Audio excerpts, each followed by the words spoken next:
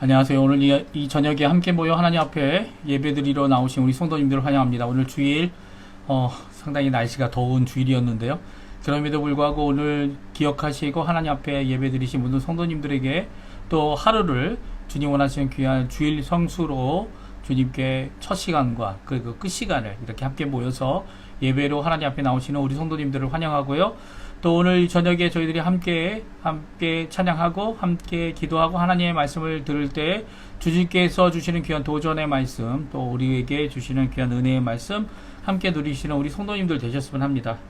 다 같이 사도신경으로 우리의 신앙을 고백하시면서 2024년 2월 23일 주일 끝 시간 예배 하나님께 같이 드리겠습니다. 전능하사 천지를 만드신 하나님 아버지를 내가 믿사오며 그 외아들 우리 주 예수 그리스도를 믿사오니 이는 성령으로 잉태하사 동정녀 마리아에게 나시고 본디오 빌라도에게 고난을 받으사 십자가에 못 박혀 죽으시고 장사한 지 사흘 만에 죽은 자 가운데서 다시 살아나시며 하늘에 오르사 전능하신 하나님 우편에 앉아 계시다가 저리어서 산자와 죽은 자를 심판하러 오시리라. 성령을 믿사오며 거룩한 공예와 성도가 서로 교통하는 것과 죄를 사하여 주시는 것과 몸이 다시 사는 것과 영원히 사는 것을 믿사옵나이다. 아멘. 우리 같이 찬양하겠는데요. 눈을 들어 주를 보라. 이 시간은 하나님 앞에 예배드리는 시간이죠. 그리고 주님을 바라보고 주님의 임재에 우리가 하나님께 감사하는 귀한 이 시간이 되셨으면 합니다. 우리 다 같이 눈을 들어 주를 보라 찬양하겠습니다.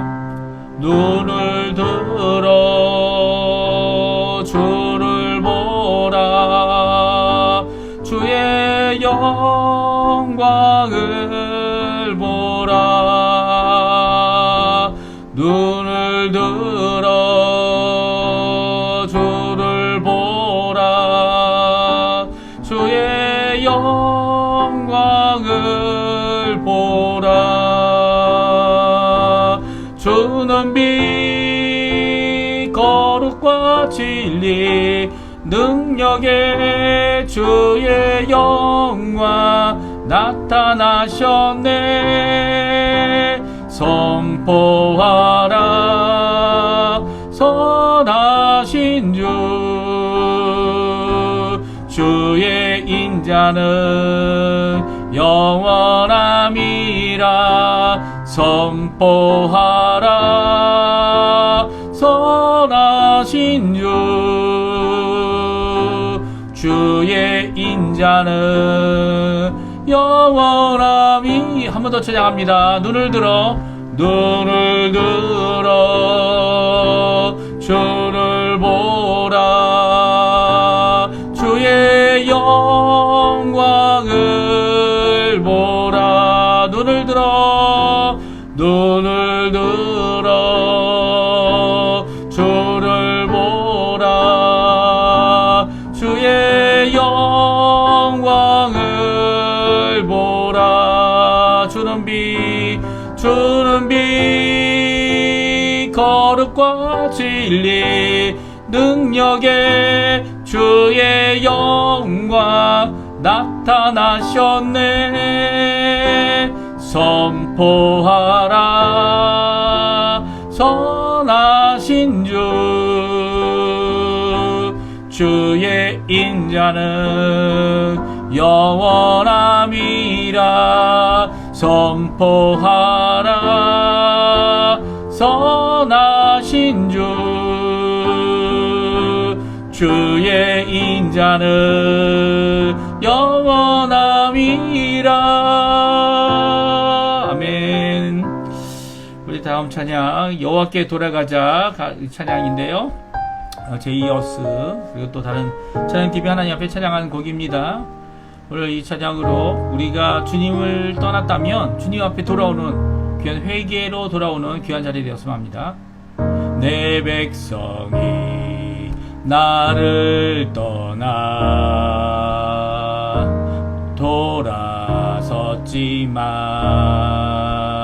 돌아섰지만 내 사랑이 내 백성을 보기 못하니 내 몸 모든 것 내어주고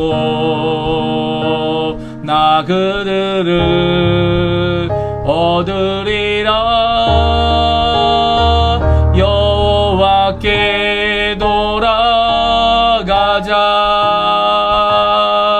우린 돌아서도 그는 변치 않네. 여호와께 돌아가자.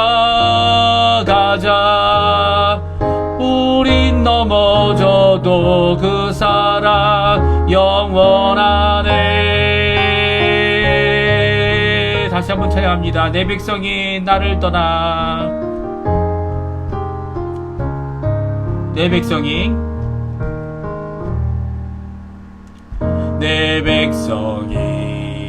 나를 떠나 돌아섰지만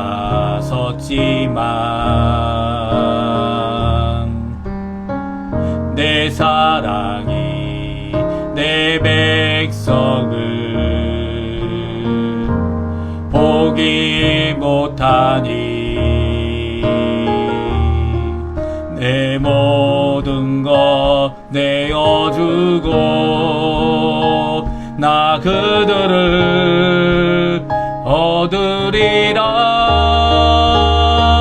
여호와께 돌아가자. 우린 돌아서도 그는 변치 않네. 여호와께 돌아가자. 우린 넘어져도 그 사랑 영원하네. 사랑은 오래 참고 자신을 내어주네. 서로 사랑할 때 세상은 주보내. 사랑은 절대 지지 않네. 사랑은 오래 참고 자신을 내어주네. 서로 사랑할 때 세상은 주보내. 사랑은 절대 지지 않네. 여호와께 돌아가자.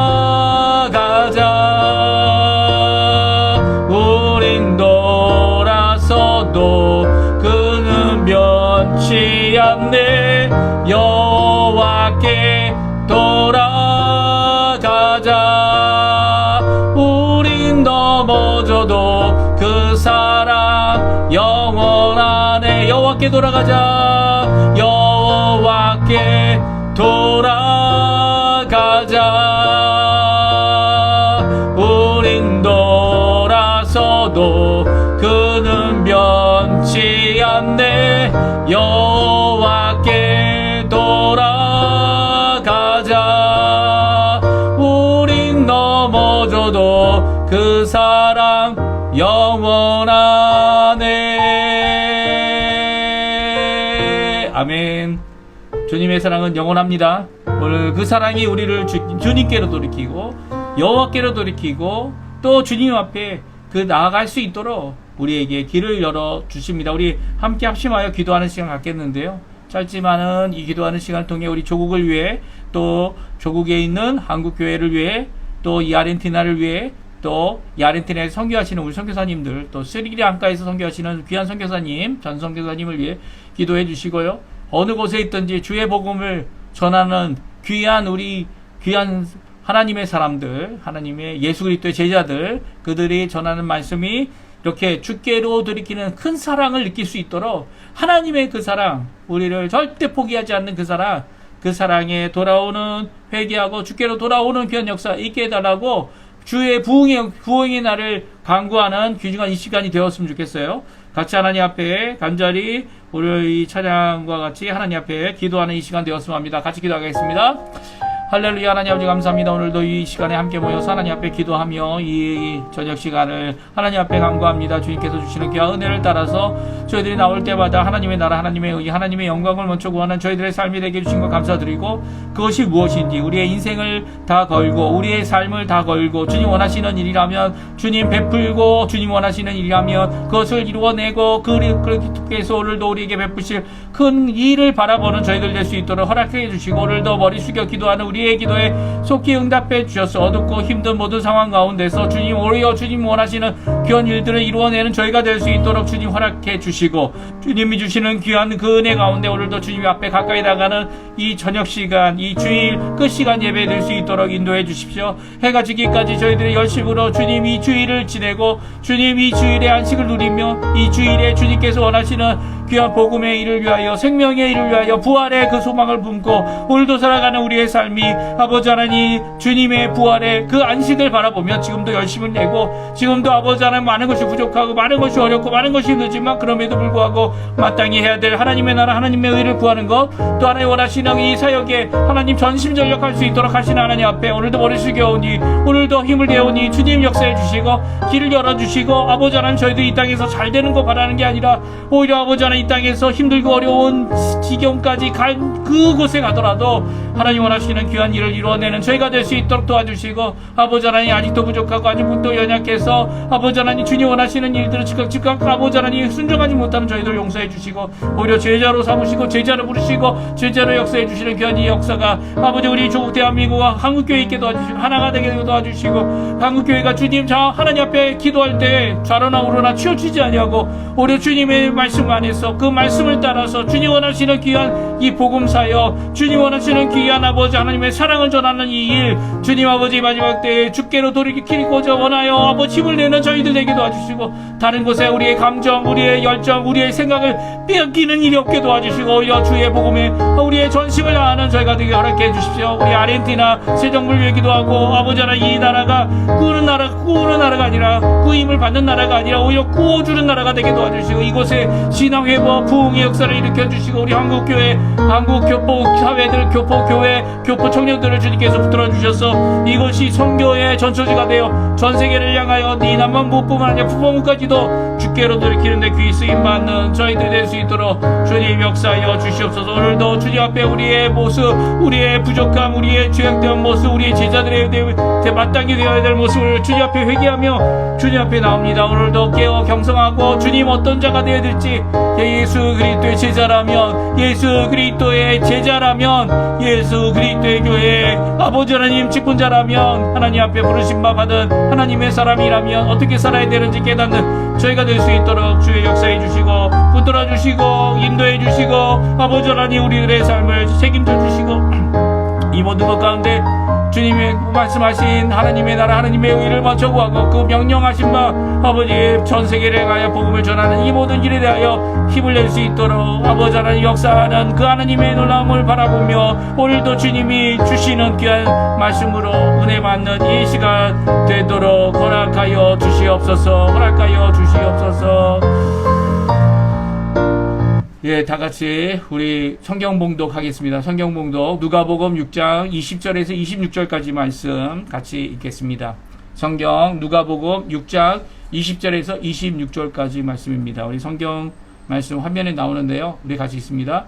예수께서 눈을 들어 저희들을 보시고 이르시되 너희 가난한 자는 복이 있나니 하나님의 나라가 너희의 것이며, 지금 줄인 자는 복이 있나니 너희가 배부름을 얻을 것이요, 지금 우는 자는 복이 있나니 너희가 웃을 것이며, 인자로 말미암아 사람들이 너희를 미워하며 멀리하고 욕하고 너희 이름을 악하다 하여 버릴 때에는 너희에게 복이 있도다. 그날에 기뻐하고 뛰놀라. 하늘에서 너희 상이 큼이라.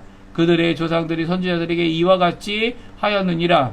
그러나 화 있을진저 너희 부유한 자여, 너희는 너희의 위로를 이미 받았도다. 화 있을진저 너희 지금 배부른 자여, 너희는 줄이리로다. 화 있을진저 너희 지금 웃는 자여, 너희가 애통하며 울리로다. 모든 사람이 너희를 칭찬하며 화가 있도다. 그들의 조상들이 거짓 선지자들에게 이와 같이 하였느니라. 아멘. 오늘 이 저녁에 함께 나와 하나님 앞에 기도하시고 또 말씀 읽고 또 찬양하고 하나님 앞에 예배드리시는 귀한 우리 성도님들에게 우리 제자들, 예수님의 제자들에게 주시는 귀한 은혜, 귀한 기쁨, 귀한 복이 가득한 귀한 이 시간 되시기를 간절히 축원드립니다. 사실 주님께서 오늘 저희가 읽었던 평지설교의 시작을 하는 누가복음 20장, 누가복음 6장이죠. 6장에 있는 말씀을 같이 읽게 되는데요. 그렇게 평지설교는 선상복음과 비교해가지고 예수님께서 하신 이 선상복음과 비교해 볼 때 그렇게 길지 않습니다. 오히려 한 장도 안 돼요. 한 장도 안 되고 20절부터 마지막 절까지 6장의 하반부에 해당하는 부분인데요.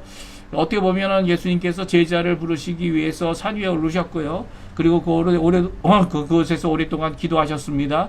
그리고 기도하시며 저녁을 밤을 새며 기도하신 후에 그 다음날 아침에 12사도를 세우셨죠. 제자들을 부르셨을 때 모든 제자들이 나왔고요. 그리고 또 12제자를 뽑으셔서 그들을 사도라 이렇게 명하셨어요. 그러고 나서 이제 평지로 내려오셨는데, 산에서 내려오셨는데, 평지, 이렇게 평평한 곳에 많은 사람들이 오게 됩니다. 제자의 무리들이 거기에 있었고요. 또 그 제자의 무리들뿐만 아니라 이 무리들, 그러니까 예수님의 교훈을 듣기 위하여 멀리서 두로와 시돈, 각 북쪽이래. 북서쪽에 있는 해변가에 있는 이 두 도시, 큰 도시들이죠. 이 페니키아라고 해가지고 어떻게 보면은 모든, 이 해상 무역의 중심지가 되었던 그곳인데요. 그곳으로부터도 예수님을 만나기 위해 왜 만나러 왔습니까? 예수님께서 하셨던 사역, 가르침의 사역과 병 고치고 귀신을 쫓아내는 이 모든 사역을 능력으로 이루시는 것을 듣고 병자들이 왔고요. 또 말씀을 배우기 위해 왔고요. 또 예수님 앞에 나왔습니다. 근데 예수님께서는 이제는 다른 입장을 갖고 계시죠. 왜냐하면 모든 사람들이 다 나왔다고 이게 표현되어 있지만 이미 마음들이 갈려지기 시작했습니다. 예수님을 구주로 인정하고 믿는 자들이 있는가 하면 그들이 바로 제자들이, 참 제자들이죠.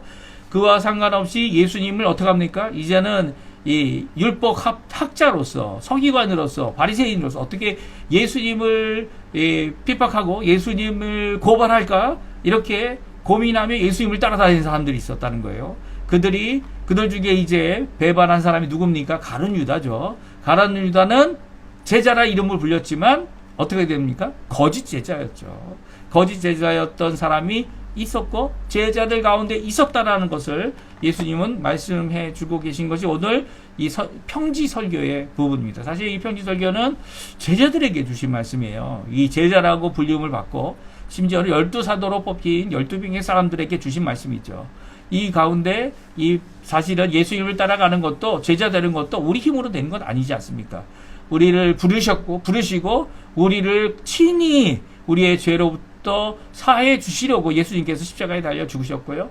그리고 또 우리를 고아로 남겨두지 아니하시고 우리에게 다른 모혜사를 보내주셔서 이 성령 하나님이 각 제자들에게 있도록 하신 분도 바로 성령 하나님을 보내신 아버지 하나님, 아들 하나님 이 두 분이십니다. 그래서 삼위일체 하나님이 우리 제자들을 만드시고 또 제자들을 훈련시키시고 또 제자들을 세우셔서 제자의 일을 감당하도록 하게 하시는 이 모든 것들이 이 오늘 어떻게 보면 평지설교에 적혀져 있습니다. 내일부터 또 읽겠지만 저희들이 읽을 이 평지설교는요, 이 이후에도 제자들에게 명심해야 될 말씀, 오늘 본문에 나와 있는 네 가지 복과 네 가지 화죠. 화이슬 진저했으니까 네 가지 복과 네 가지 화에 대한 말씀뿐만 아니라 이 가운데 제자들, 참 제자들이라면 이 명령을 따라 하나님 앞에, 예수님 앞에 순종해 나가야 됨을 온전히 드러내고 있는데요. 오늘 이 평지설교의 맨 첫 부분이 되는 네 가지 복, 네 가지 화를 우리가 함께 읽고 그리고 또 제자들에게 주신 것이 무엇인지를 살펴보면서 그 명령과 그 교훈과 내가 참 제자인가, 내가 지금 상황 가운데 지금이라는 이 상황 가운데서 제자의 길을 제대로 걷고 있는가 고민하는 이 시간이 되시고요. 또 예수님의 제자로서 하나님이 원하시는 귀한 은혜의 삶을 살아낼 때 진짜 이 세상의 모든 것들이 변화되죠.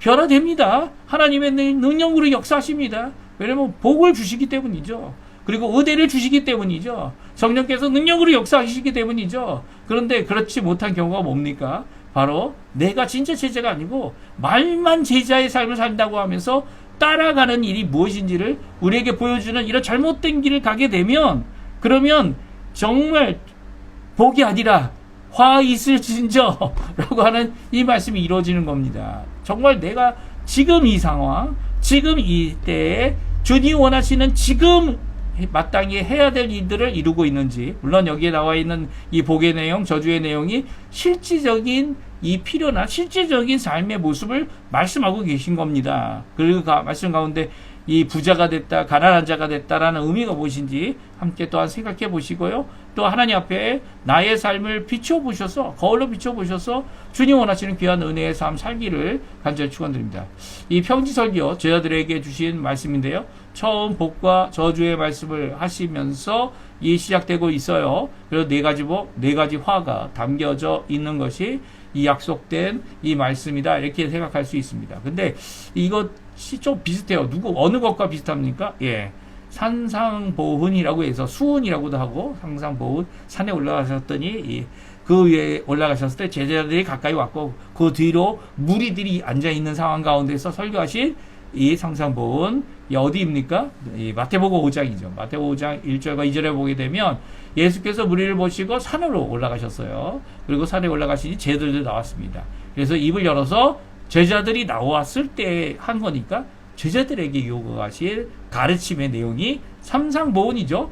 마찬가지입니다. 오늘 본문에도 예수님께서 평지에서 제자들을 보시고 제자들에게 말씀하십니다. 거기에 무리들이 많았지만 제자들을 보시고 하신 말씀이에요. 그러니까 이 삼상보훈이나 아니면 평지설교는 모두 다 제자들에게 요구하고 있는 내용입니다. 종종 이게 조금 우리가 생각하기에 정말 제자들을 위한 것일까? 삼상보훈의 팔복을 얘기하죠. 팔복이 예수님께서 얘기하셨는데 사실 팔복이 아니라 구복입니다. 사실 구복에 대한 내용이 요 3절에 심령이 가라앉은 자, 4절에 애통한 자, 그리고 5절에 온유한 자, 또 의에 줄이고 목마른 자, 6절에 여기까지 4번이죠. 또 7절에 긍휼히 여기는 자, 마음이 청결한 자, 화평케 하는 자, 그리고 의를 위하여 핍박받는 자. 그래서 이게 팔복이죠. 10절까지 해서 팔복입니다. 팔복의 내용이 적혀져 있다라는 것인데요. 거기에 보게 되면 이 팔복으로 끝나는 게 이 팔복이 아니죠. 팔복은 그것으로 끝나지 않습니다. 9번째 복이 있어요. 9번째 복은 어떻게 보면 10번째 복이 반복된 것이다, 이렇게 생각하는 사람도 있고요.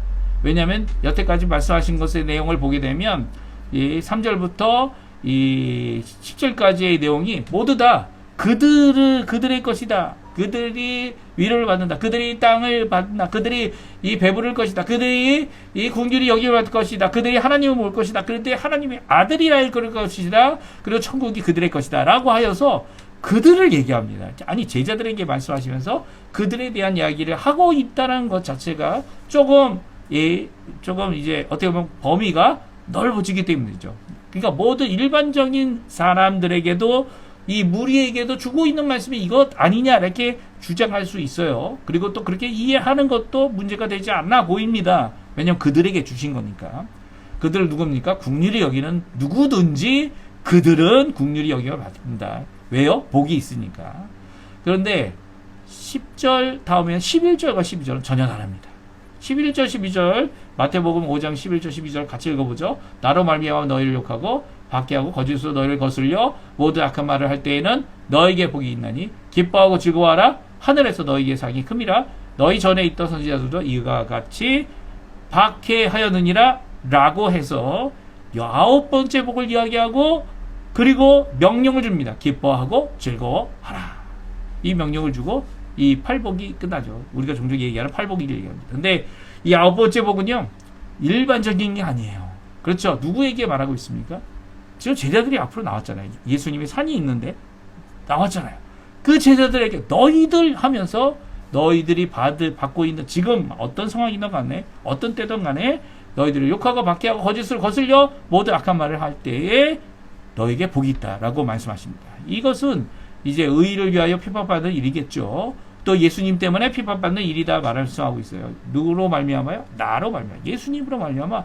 예수님의 제자들이 핍박받는 것, 어려움을 당하는 것, 박해를 당하는 것, 그리고 거슬려 말해서 난 그러지 않았는데, 나는 정직하고 거짓이 없는데, 거짓으로 오히려 나를 해코지라는 모든 일이 있을 때 오히려 기뻐하라는 거죠. 즐거워하라는 거죠. 하늘에서 너희의 상이 크기 때문이다. 왜요? 진짜 선지자들을 이렇게 너희 너희 이 선조들이 핍박했기 때문이에요. 박해했기 때문이에요. 그들이 진짜 선지자인 것을 아는 방법은 말씀을 전하다가 말씀을 전했는데 그 말씀을 받기보다는 이 받게 하는 이 상황을 말씀하고 있죠. 이 부분은 바로 이 평지설교에 확대되어 나와 있는 네 가지 법, 네 가지 화에 대한 말씀이라고 생각할 수 있어요. 왜냐하면 이 네 가지 복, 네 가지 말씀은, 네 가지 화는요, 네 가지 대칭 구조를 이루고 있죠.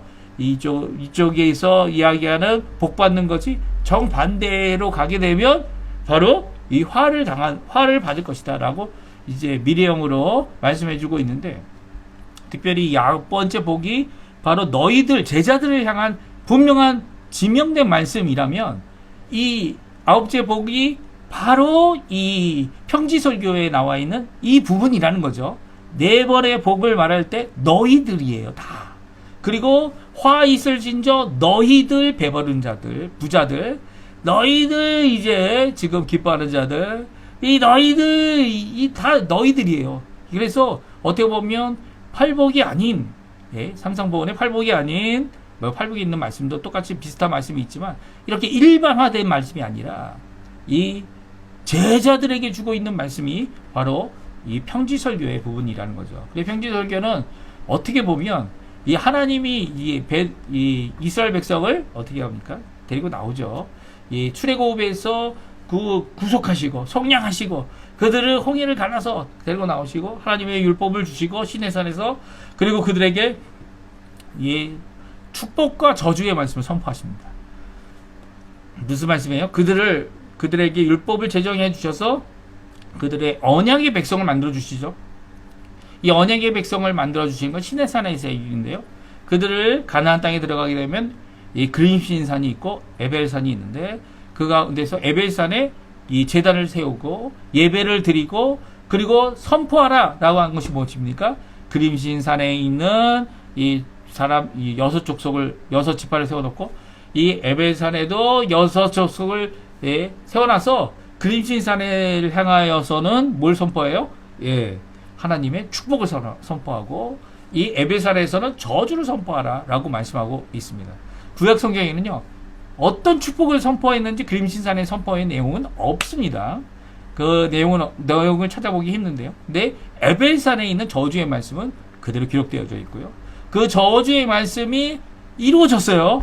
그렇죠? 그들이 오히려 하나님 앞에 하나님이 원하셨던 이 가나안 족속을 다 쫓아내지도 진멸시키지도 못한 상태에서 오히려 그 신을 자기의 음란하게 섬기게 되고 결국은 가나안 족속이 받아야 되는 진멸, 그 쫓겨남을 당하게 돼서 70년 동안 포로로 이 광야 바벨론에 가게 됩니다. 그리고 바벨론에서 돌아왔을 때 그들이 나라를 회복 못해요. 성전은 회복했지만 그들의 신앙을 온전히 회복 못합니다. 오히려 이 두 번째 성전을 헤롯이 이렇게 중축하면서 48년 동안 완공도 못한 가운데 있을 때 예수님이 오시죠. 그리고 예수님이 바로 진정한 회복자, 진정한 구원자, 그리고 또 진정한 이 메시아로서 이 이스라엘이 배척하여 오히려 전 세계를 향하여 이 모든 예수님의 제자가 되게 하는 귀한 역사를 이루게 하십니다. 그러니까 평지설교는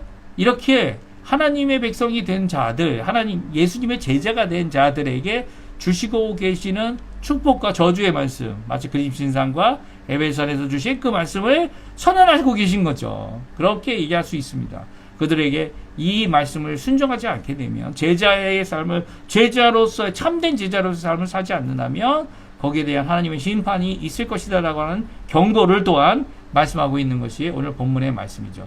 평지설교를 잠깐 살펴보면 다음과 같습니다. 첫 번째, 너희들 제자들에게 주신 약속의 말씀이다 라고 말씀하고 있어요. 우리 아까 전에 마태복음 5장 1절 2절에 이 말씀을 읽었죠. 산에 올라가서 산상보훈을 말씀하신 것 같이 제자들이 이 평지에서 예수님 앞에 있을 때 예수님께서 그들을 바라보시면서 말씀하신 것이라는 거예요. 그리고 두 번째는요, 이 네 가지 복으로 인해 주시는 명령이 있고 또 네 가지 화로 인해 주시는 명령은 없습니다. 이 명령이 오늘 본문에 나오는데요. 우리 먼저 이제 20절에 보게 되면 20절에 22절에 보게 되면 네 가지 복에 대해서 말씀하십니다. 우리 같이 읽어볼까요? 예수께서 눈을 들어 저희들을 보시고 이르시되 너희 가난한 자는 복이 있나니 하나님의 나라가 너희 것이며 지금 줄인 자는 복이 있나니 너희가 배부름을 얻을 것이요 지금 우는 자는 복이 있나니 너희가 웃을 것이며 지금 인자로 말미암아 사람들이 너희를 미워하며 멀리하고 욕하고 너희의 이름을 악하다하여 버릴 때에 너에게 복이 있도다. 아멘. 그렇습니다. 이제 네 가지 복이 여기 다 나와 있죠. 네 가지 복을 이야기하시면서 특별히 눈을 들어서 제자들을 보시면서 제자들을 향하여 말씀하신 겁니다. 그러니까 일반 이 무리들, 이 예수님을 따라다니고 자기의 필요를 채우기 위해 자기의 것을, 자기의 회복을 위해, 자기에게 좋은 것을 위해 강구하는 자들이 아니고요. 자기의 것을 다 버리고, 제자가 누굽니까? 이 네 명의 제자들, 처음 제자들은 배를 버리고, 배에 있는 그물도 버리고, 그 아버지도 버리고, 그 예수님을 따랐죠. 네 명의 제자들. 또 누가 또 제자가 됐죠? 예, 마태가, 레위 마태가 제자가 됐습니다. 그때도 그가 가진 것을 모두 버리고 세관으로부터 나와 버렸어요. 세관에서 중직을 맡았던 것 같아요. 아니면은 세관에서 아텐데 하는 가장 말직을 맡았다 이렇게 할 수도 있는데 분명히 세관에 있는 세리였습니다. 예수님께서 부르시니까 세관의 일을 다 버리고 그가 나옵니다. 예수님을 초대해서 자기의 음식, 자기의 제사를 가지고 이 세리들을 또 모아 함께 잔치하죠. 그리고 주께 돌아오는 일에 대하여 이 하나님 앞에 귀한 인정을 받습니다. 그러니까 이 돈이 있다 없다가 가난하고 부유하다는 측정을 하는 것이 아니라는 것을 오늘 알 수 있어요. 가난한 자는 누굽니까? 가난한 자는 돈이 많건 적건 간에 오히려 하나님께 부유하지 못한 자가 가난한 자죠. 여기서 가난한 자라는 것은 하나님의 도움 없이는 살 수 없음을 인정하는 사람을 얘기합니다. 특별히 가난하다는 것은 없다는 거, 궁핍하여 아무것도 없다는 거예요. 없는 사람이고 이 궁핍한 사람이 바로 줄인 자이고 이 궁핍한 사람이 울 수밖에 없는 거고 또 궁핍한 사람으로서 살아가면서도 이 궁핍한 이유가 있죠. 궁핍한 이유가 자신이 게을러서 자신이 일을 하지 않아서 궁핍해진 것이 아니라 오히려 예수님을 따라가느라고 예수님의 제자가 되어서 다른 모든 생계를 제쳐놓고 예수님만 따라가는 일을 전심으로 하기 때문에 그들이 가난해진 거죠. 그러니까 오늘 여기 나와 있는 가난한 자들은 제자인 자들인데 소유가 없는 자들, 대부분의 제자들이죠. 아주 특정한 사람들, 이 마태라든지 아니면 또 세리였던 이 삭개오라든지 이런 사람들을 빼놓고는 뭐 예를 들어서 부자, 요셉이라고 하는 사람도 있었죠. 그 사람들을 빼놓고는 다 가난한 사람들이었어요. 다 가난한 사람이었고 가난한 가운데서 또 하나님 앞에 예수님을 따라가겠다고 또 이제 제쳐놓고 주님을 따라가는 일을 이루는 일을 보게 되면 우리가 이 땅에 살아가는 동안 우리가 가난한 것을 해결하기 위해서 이 일을 하고 수고하는 일이 필요한 것이 아니다라는 것을 얘기해 주고 계십니다. 이게 조금 어려워요. 그렇죠? 가능하면 이 사도 바울처럼 또한 가능하면 일할 수 있을 때 일하는 것도 나쁘지 않습니다. 하지만 일하여 가진 것으로 누구에게 부유해야 된다고요? 하나님께 부유해야 돼요. 부유한 자, 부자는 뭡니까? 자기만 부자고 이 나사로와 부자에게 말씀하신 비유의 말씀처럼 그 말씀이 어떻습니까? 나사로에게 그의 부유함이 전해지지 않고 있어요. 오히려 버린 것, 쓰레기, 이 부자들이 누리고 자기들이 먹다가 버린, 너무 배가 불러서 먹다가 버린 그것들을 식량 삼아 살 수밖에 없는 나사로는 천국에 갔다는 이 표현은 바로 이 부분을 의미하는 거죠. 가난함과 부유함의 개념을 바꾸고 있는 겁니다. 오히려 이 상산본에 있는 말씀보다 이 종종 신학자들의 몇몇 사람들은 이 평지설교의 첫 번째 나와 있는 네 가지 복, 네 가지 화가 더 극단적이고 더 적극적으로 이 하나님의 예수님을 따라가는 제자의 삶을 이루라는 거예요. 가난에 대한 개념도 바꾸고 그리고 줄인 자에 대한 개념도 바꾸고 우는 자에 대한 개념도 바꾸고 오히려 예수님 때문에 핍박받는 일이 있어야 오히려 하나님 앞에 복된 자들이다 이렇게 말씀하고 있죠. 사실 참 제자, 이 복을 받는 이 사람들을 가리켜서 예수님께서 이 명령을 하십니다. 이런 가난함과 이런 줄임과 이런 우는 자 가운데 그리고 또 핍박받고 어렵고 예수님 때문에 인자 때문에 어려워하는 모든 자들 때문에 너희들이 복이 있다라고 하시는 이 말씀, 이 미래에 오히려 이런 것들이 채워질 것이다라고 하는 이 불특정한 미래죠. 당장 내일이 아니에요. 이 지금 내일에 만약 내가 부유한 자가 되면 어떻게 되는 겁니까? 이 부자가 되면 이 화가 네 가지 화가 임하는 거죠. 나의 상황이 부유한 자가 되면 그럼 맨날 가난한 자로 살아야 되는 건가요? 하지만 가난한 자가 부유하게 될 때 특별히 이렇게 참 제자의 길을 가는 사람들은 부유함이 걸림돌이 되지 않습니다. 오히려 그 부유함이 하나님께 향하여 부유함이 되고 자신을 위한 것이 아닐 가능성이 많기 때문이에요. 물론 다 그렇지는 못하죠. 이 가룟 유다가 예수님을 동전 몇 개에 은님 몇 개에 예수님 팔아버린 거 아닙니까? 그렇게 살 수밖에 없었던 그 이유가 가난했기 때문이다. 그리고 내가 가질 수 있는 이 보화를 챙기려고 하는 그런 모습이 참으로 악하다. 그리고 참된 제자가 되지 못한 것이죠. 그를 가리켜 거짓 제자라고 얘기할 수 있고, 오늘 이 본문의 말씀은 바로 참된 제자에 대한 말씀을 하십니다. 왜냐하면 23절에 다음과 같이 명령하고 있어요. 이런 가난함과 주림과 눈물 흘림과 벽해를 받는 자들에게 다음과 같이 명령합니다. 우리 23절 말씀 같이 한번 읽어보겠습니다. 같이 있습니다. 그날에 기뻐하고 뛰노라. 하늘에서 너희의 상이 큼이라. 그들의 조상이 선지자들에게 이와 같이 하였느니라. 이 선지자, 거짓 선지자가 아닌 참 선지자, 예수님께서 보내시고 또 하나님의 영으로 감동받아 이 구약 성경을 기록할 뿐만 아니라 또 구약 성경을 기록하지 않았더라도 이 백성들에게 복음의 말씀, 주께 돌아오라, 회개하라, 여호와께로 돌아가자, 이렇게 선언한 참 선지자들은 이렇게 어려움을 당했다는 거예요. 가난함, 주림, 그리고 또 더 나가서는 이 눈물 흘림, 그리고 또 더 나가서 이 고통과 아픔의 박해를 받았던 그들이 진짜 선지자였죠. 그러니까 제자들에게 이 말씀하는 것이 무엇입니까? 내가 지금 상황이 어렵고 지금 당장 힘들고 어려워도 지금 당장 이 힘들고 어려움의 이유가 바로 예수님을 따라가는 참된 제자의 길을 걷고자 하여 겪는 것이라면 그것은 참된 제자의 삶을 사는 자로서 이 두 가지 명령이 있죠. 기뻐하라 라는 명령입니다. 이 일로 인해 기뻐해야 되고 또 기뻐서 뛰어라 막 펄쩍펄쩍 뛰어라는 거죠. 이렇게 뛰노는 이유가 뭡니까? 하늘에서 너희 상이 크다라는 겁니다. 하늘에서 하늘나라의 보화가 쌓이고 하늘에서 하나님께서 위로가 있게 될 것이고 또 하늘에서 하나님께서 그러니까 진짜 제자는요 선지자와 같이 끝까지 죽기까지 하늘에 대한 소망을 본 거. 그러니까 제가 이제 앞에는 불특정하다고 말씀드렸잖아요. 이 미래에 대한 불특정, 이제 부자가 되고 이제 이 배가 부르게 되고 눈물을 흘리지 않게 되고 궁극적으로 바라야 되는 것은요 하늘에서 바라야 된다는 거예요. 그러니까 하나님의 나라에 가서 받을 것을 기대하고 이 땅에서가 아니라 하나님의 나라에서 받을 것을 기대하고 살아가는 특별한 예수님의 제자가 되어야 된다는 거죠. 예수님은 평생 자신을 위해 무엇을 쌓아두지 않으셨어요. 오히려 예수님께서 옷 한 벌 거치지 않으시고 십자가에서 달려 죽으셨죠. 그것은 우리에게 큰 교훈을 주고 있습니다. 뭐 한 벌 더 있다, 한 벌 덜 없다.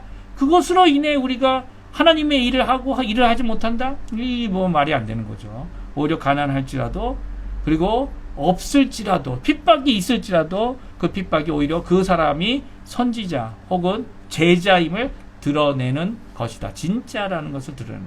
그래서 이 입장에서 네 가지 복이 진짜의 제자의 삶이라면 네 가지 저주의 말씀은 거짓 제자들에 대한 말씀이에요.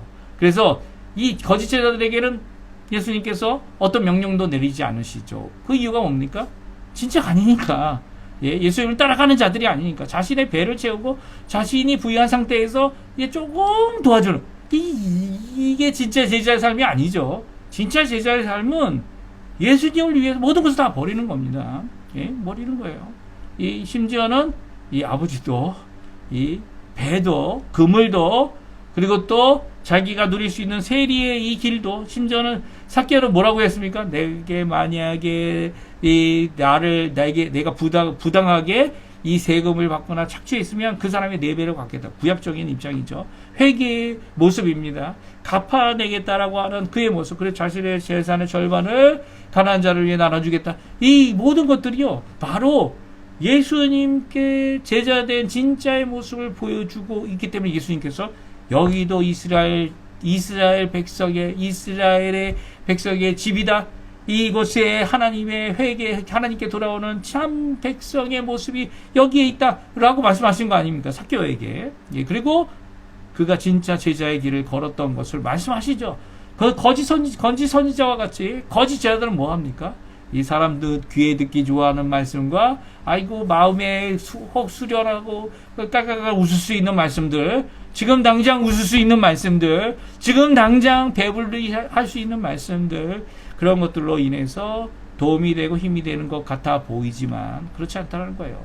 진짜 제자들이 인지 오늘 분명히 4가지 화를 통해 말씀해주고 있습니다. 이게 경고의 말씀이죠. 지금 내 상황이 나를 위해서 있는 것인지 하나님을 위해 있는 것인지를 자신이 살펴봐야 되죠. 24절, 25절, 26절인데요. 같이 한번 읽어보겠습니다.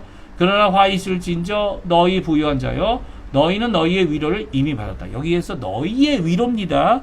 이 부유함이 누구의 위로가 된다고요? 하나님께 위로가 됩니까? 교회에게 힘이 됩니까? 아니요. 너희의 위로예요. 너희의 도움이고, 그러면 이미 받았기 때문에 하늘에서 받을 상이 없죠. 부유한 자에게 화만 있을 뿐입니다. 하늘에서는. 25절도 마찬가지입니다. 화 있을진저 너희 지금 배부른 자여 너희는 줄이리로다. 화 있을진저 너희 지금 웃는 자여 너희가 애통하며 울리로다. 예, 모든 사람이 너희를 칭찬하면 화가 있도다. 그들의 조상들이 거짓 선지자들에게 이와 같이 하였느니라. 거짓 선지자, 거짓 제자들이죠. 누구를 위해서요? 나를 위해서, 나의 위로를 위해서, 내가 배부르기 위해서, 내 배를 위해서, 그리고 나의 이 좋은 컨디션을 위해서 웃을 수 있는, 이 웃는 것도요, 이 사실은 여기에서 웃는다는 표현은 자신이 웃는 거죠. 웃을 수 있어요. 위로가 있는데요. 도움이 있는데요. 웃죠. 예? 이 기쁨을 갖는 것이 이게 우리가 이 갖고 있는 소유 때문에 웃고 환경 때문에 웃는다면 거짓 선지자일 가능성이 많고 거짓 예수님의 제자일 가능성이 많습니다. 왜냐하면 요 뒤에 앞에 나왔던 이 명령의 말씀이죠. 이 명령의 말씀은 그날에, 그리고 어떤 때입니까? 내가 가난할 때에, 내가 배고플 때에, 내가 눈물 흘리고 있고 이 통곡할 때에, 그리고 내가 박해를 받고 있을 이 날을 얘기하고 있지 않습니까? 23절에 그날에 오히려 기뻐하라라고 하고 있는데 기뻐할 수가 없는 거잖아요. 그래서 명령하시는 거죠.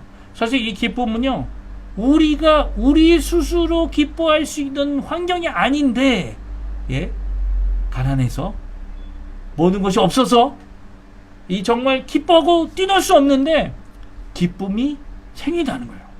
그건 내 기쁨이 아니에요. 이것도 여기 기뻐하라라고 하는 명령인데요. 수동태로 되어 있습니다. 기뻐하는 게 어떻게 수동태가 될 수 있죠? 기뻐함을 받기 때문이죠. 예수님으로 인해 기뻐하기 때문이죠. 예수님 안에서 기뻐하기 때문이죠. 다른 이유가 내게 기쁨을 주지 않아요. 예수님이 기쁨을 주시는 거죠. 예수님의 제자가 됨으로 참된 제자의 길을 가는 사람은요, 예수님으로부터 주시는 기쁨을 누리는 자라는 거예요. 그래서 그 기쁨 때문에 정말 미친 거죠. 너 지금 이 상황, 지금 이 상태, 네가 기뻐할 수 있는 상황이야?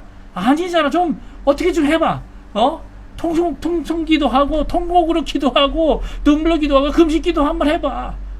이 상황을 벗어나야지 라고 예수님께서 말씀하지 않으셨어요. 오히려 지금 너, 예수님의 제자의 길을 가는 너, 지금 가난한 너, 지금 배고픈 너, 지금 눈물 흘리고 통곡할 수밖에 없는 너, 지금 박해를 받고 예수님 때문에 환영받지 못하는 너가 진짜 제자라. 그러니까 나로 인해서 너가 기뻐하고 내가 주는 기쁨을 너가 받으라 라는 명령을 오늘 해주고 계십니다. 그래서 네 가지 화를 얘기하죠.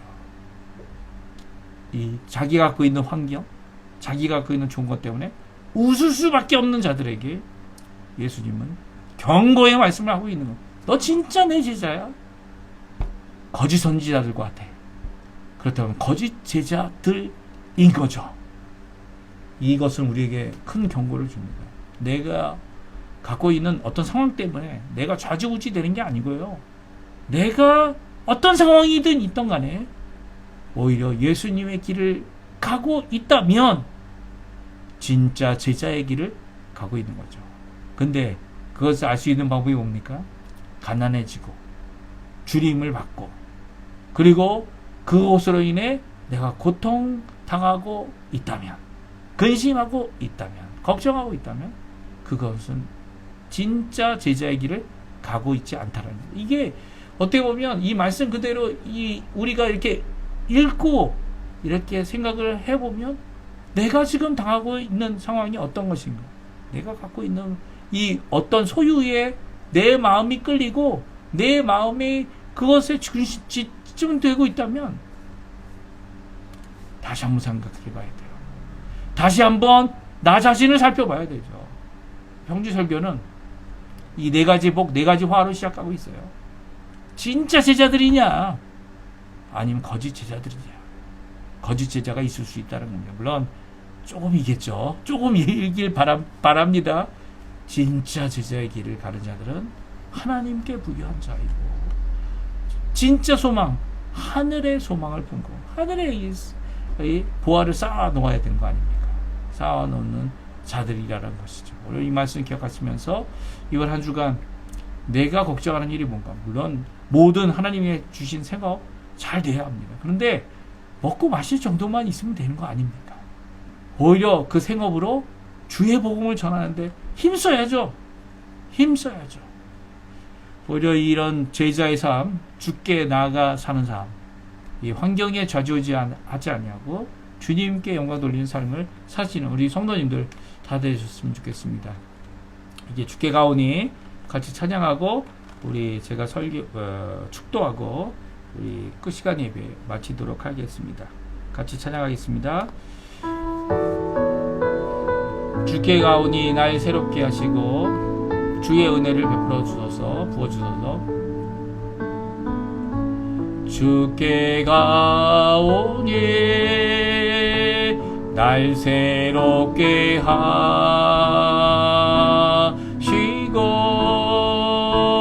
주의 은혜를 부어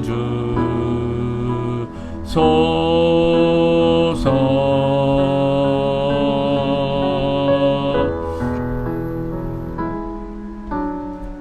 내 안에 발견한 나의 연약함 모두 벗어지리라.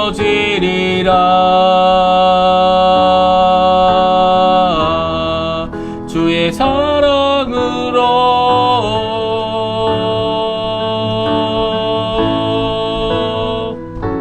주 사랑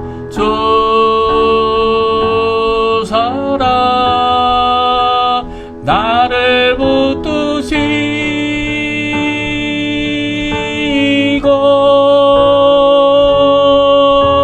주 곁에 날 이끄소서. 독수리 날개쳐 올라가듯이 독수리 날개쳐 올라가듯 나 주님과 함께 일어나 걸으리. 주의 사랑 안에. 제가 축도하고 우리 예배 마치도록 하겠습니다. 축도합니다. 지금은 우리의 참 주님 되시고 우리를 위하여 구원의 길을 완성하신 십자가에 달려 돌아가실 뿐만 아니라 물과 피를 다 쏟아 죽으신 그분께서 우리를 대속하시고 속량하셔서 이 못난 죄인 예수님의 부르심을 받아 제자로서의 삶을 살도록 하시는 귀한 우리 주 예수 그리스도, 부활하셔서 오늘도 참된 소망이 되시는 예수 그리스도의 모든 은혜와 하나님 아버지의 사랑과 성령 하나님의 충만하심, 교통하심, 인도하심, 오늘도 우리를 붙들어 주심, 우리 가운데 기름 붓듯 주님께서 크신 은혜와 능력으로 지금 우리 처해 있는 이 상황 가운데 오히려 기뻐할 수 있도록 기쁨을 주시는 이 귀한 역사가 지금 함께 모여 참 예수 그리스도의 참된 제자가 되기 위해 거짓 제자의 삶을 버리고 주님을 따라가는 귀한 결심을 하는, 헌신하는 우리 모두 성도님들에게 지금부터 영원토록 함께 하시기를 간절히 축원드립니다. 아멘. 네, 예배를 마쳤고요. 이번 한 주간도 주님 원하시는 귀한 제자의 삶, 제자로서의 귀한 축복을 누리시는 우리 성도님들 다 되시기를 간절히 축원드립니다. 예배 마쳤습니다.